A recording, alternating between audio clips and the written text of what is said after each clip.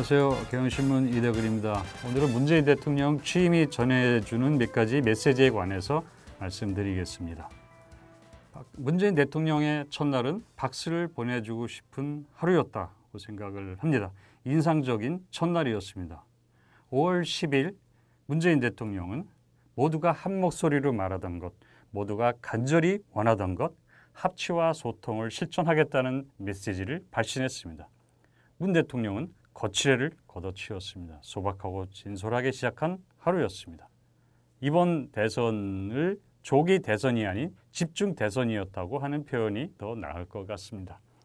당초 조기 대선을 과연 잘 치를지 우려가 많았습니다. 국정농단 사태가 처음 드러났을 때 박근혜 대통령 탄핵을 꺼렸던 이유에 하나도 한국 사회가 조기 대선에 준비가 되어 있지 않았다는 그런 생각 때문이었습니다. 그러나 정작 조기 대선을 해보니 과거 정상적 선거 때보다 못할 게 없었고 어떤 측면에서는 더 나았습니다. 후보들은 정책 논의에 적극 참여했고 시민들은 후보를 비교평가하는 데 열성이었습니다. TV토론 시청률이 매우 높았고 그만큼 TV토론은 후보를 결정하는 데 상당한 중고가 되었습니다. 색깔론이 제기도 했지만 시민들은 귀 기울이지 않았고 출신 지역에 매몰되지도 않았습니다. 후보들이 국정 구상과 비전, 리더십, 자질들이 비교적 잘 드러난 선거였습니다.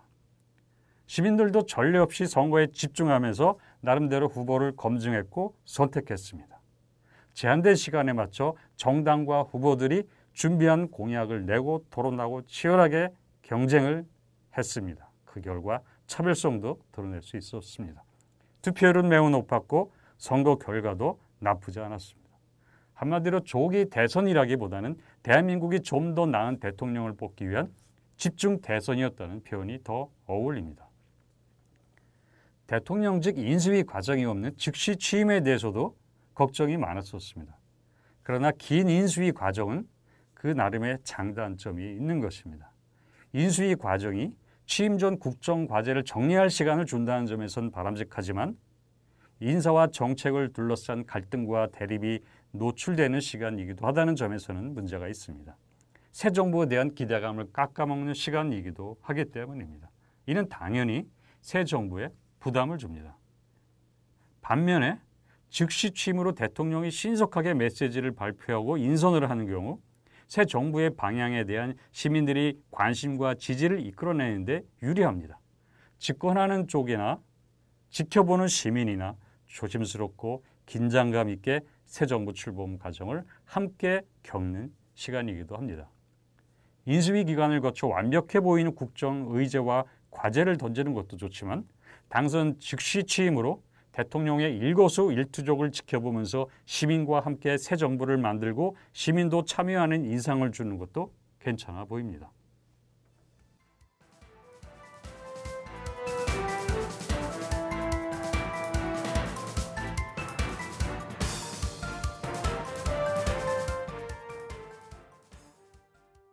이번 대선은 또한 정치 발전 가능성을 보여준 대선이었습니다.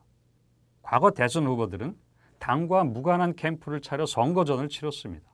그리고 대선에 승리하면 당 아닌 캠프가 집권 세력이 되었고 바로 그 때문에 국정 수행 성적이 좋지 않았고 당과 갈등하기 일쑤였습니다.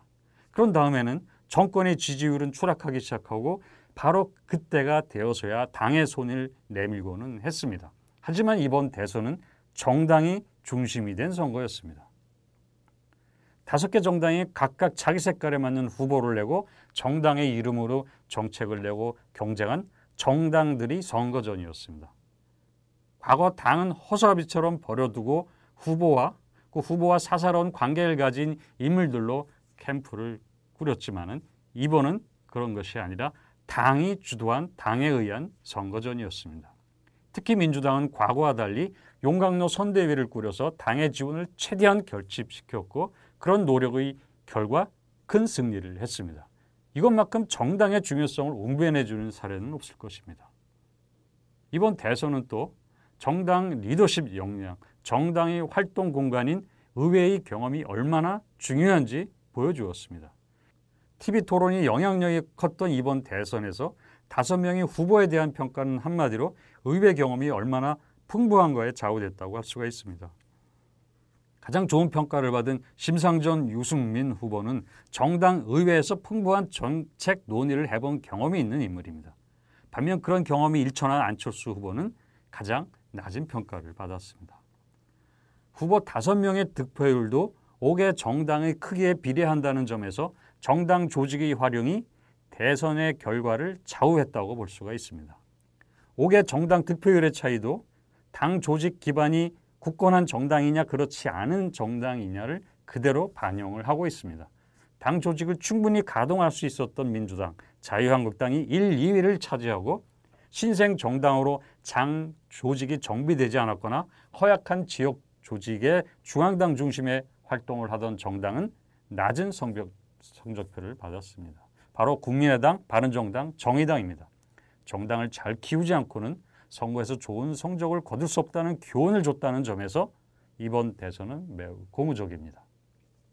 문재인 대통령은 선거 과정에서나 당선 후 문재인 정부 아닌 민주당 정부가 될 것이라고 반복해서 주장을 했습니다. 정당 정치의 부활을 예고했다고 할 수가 있습니다. 문재인 개인 혹은 문재인과 측근들이 집권이 아닌 평소 시민의 의사를 모으고 정책을 생산하고 국정을 준비하고 다뤄온 정당이 집권했음을 분명히 함으로써 정당의 주인임을 분명히 한 것입니다. 문 대통령은 또 이례적으로 당선되자마자 야당부터 찾았습니다. 문 대통령은 야당 지도자 방문이 오늘 하루로 그칠 이례적 행사가 아니라 5년 내내 이렇게 야당과 늘 대화하고 소통하고 한편으로 타협하고 협력하는 그런 자세로 임하겠다 이렇게 설명을 했습니다. 흥미있는 것은 문 대통령을 만난 바른정당 주호영 원내대표가 정당 정치와 관련해서 의미 있는 발언을 했다는 겁니다. 이렇게 말을 했습니다. 야당과의 소통도 중요하지만 그 이전에 여당과의 소통이 잘 돼야 합니다. 사실 노무현 정부, 박근혜 정부, 이명박 정부 각각 이유는 다르지만 집권당과 원만한 협력 관계를 구축하지 못했습니다. 결국 그로 인해서 갈등을 했고 그 갈등이 정권 균열까지 초래한 바가 있습니다.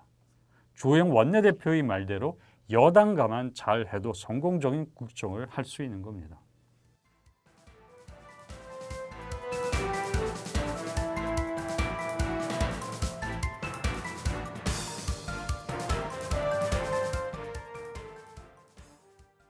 문재인 대통령이 지금 당면한 과제의 하나는 개혁과 통합을 어떻게 조화시킬 것인가 하는 것입니다. 초기에 문 대통령이 국정 중심을 개혁에 두면은 개혁으로 피해를 보는 세력, 개혁 방향에 이견이 있는 세력, 개혁 거부 세력과의 대립 갈등이 발생하고 이 때문에 통합도 어려워지는 것 아니냐 이렇게 생각할 수가 있습니다. 반면 통합에 중점을 두면 타협 양보를 해야 하고 그러자면 개혁이 어려워질 것이라고 볼 수가 있습니다. 그러나 이는 개혁과 통합을 모순적인 관계, 갈등 관계로 보는 관점입니다. 실상은 동전의 양면과 같습니다. 개혁을 시민이 원하는 변화를 이루겠다는 의미입니다.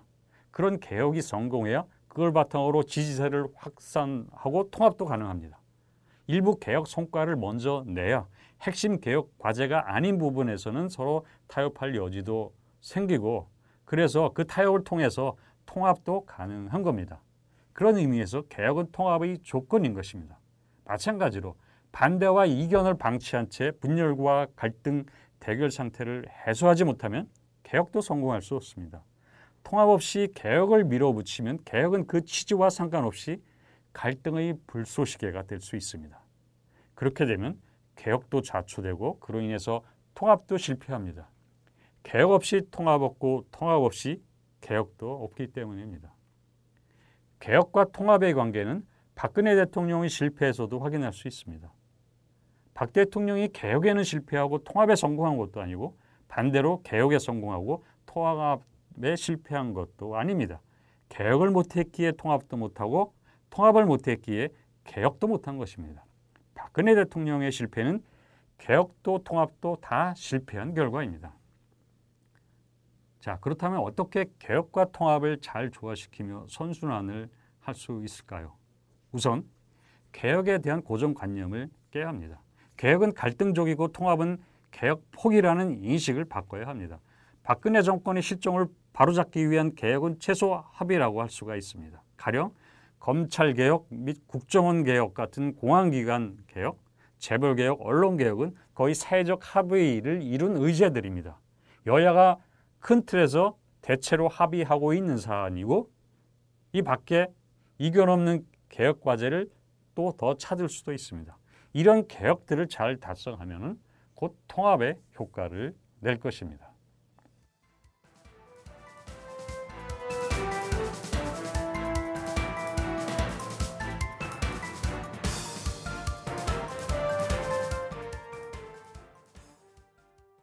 진짜 대선은 사실 이번 대선이 아니라 내년 지방선거라고 할 수가 있습니다.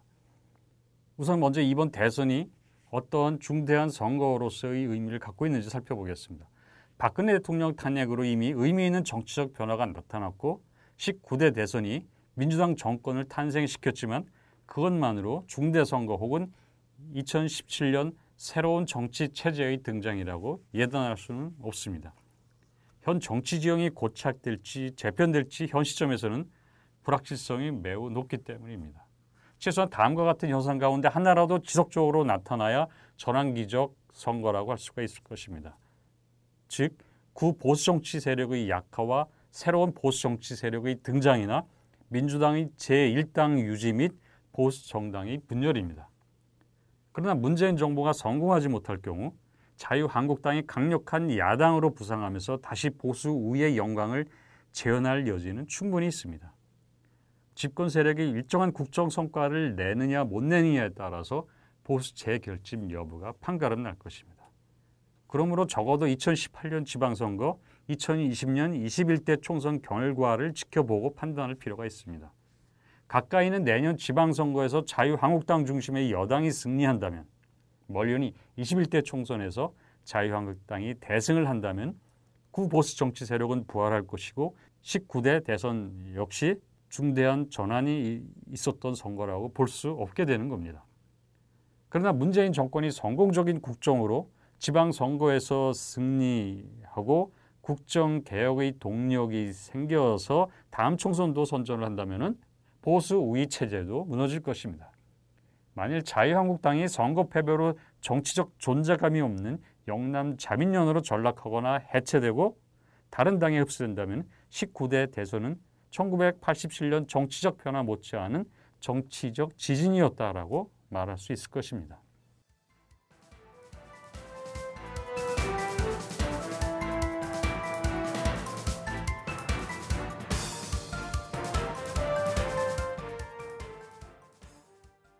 지금 민주당 안팎으로는 연합정부인가 통합정부인가 어떤 정부를 구성할 것인가 하는 논의가 활발히 전개되고 있습니다.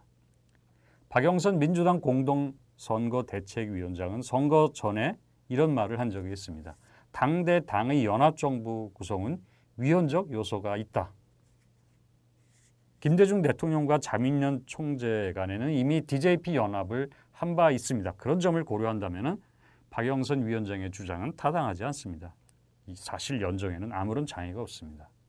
당내 경선 때 이미 대연정, 소연정 하면서 논쟁을 했던 것을 생각하면 더욱 그렇습니다. 그때 당의 주요 후보들이 위헌적 논쟁을 했을 리가 없습니다. 그런데도 박영선 위원장은 왜 그런 말을 했을까요?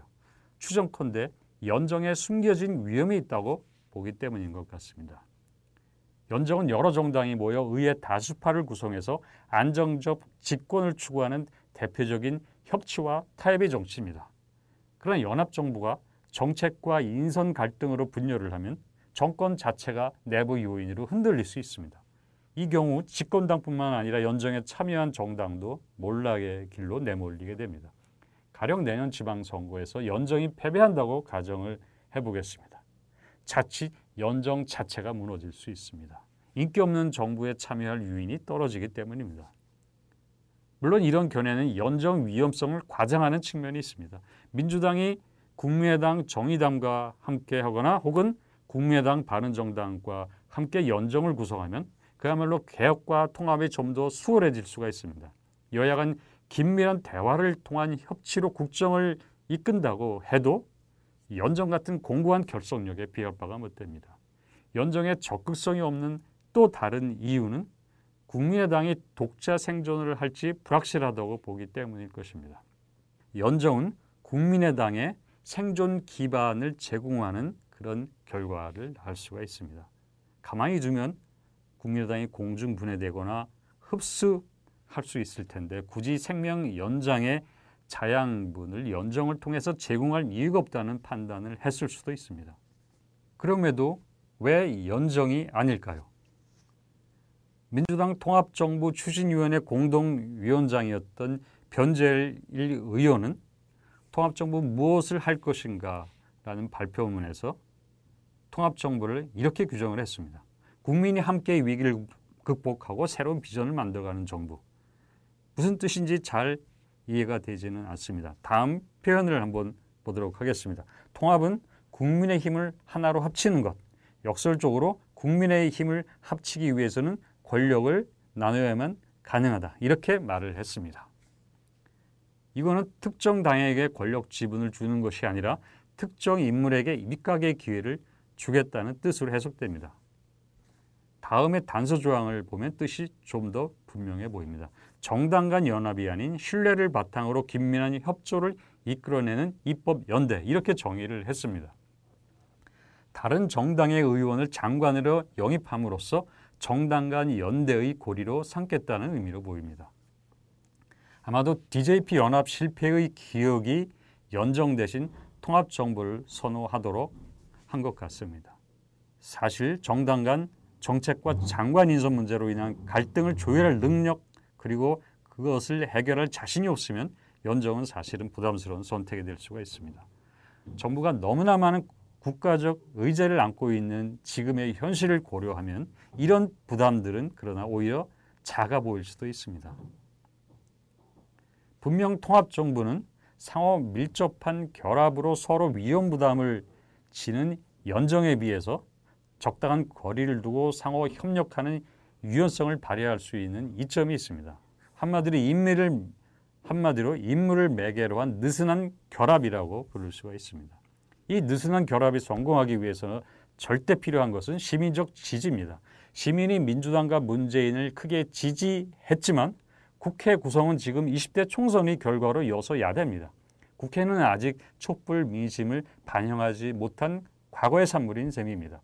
문재인 정권은 이런 불일치 상황에서 출범을 한 겁니다. 그렇다면 이 불일치의 공간을 시민적 지지의 결집으로 메우는 수밖에 없습니다.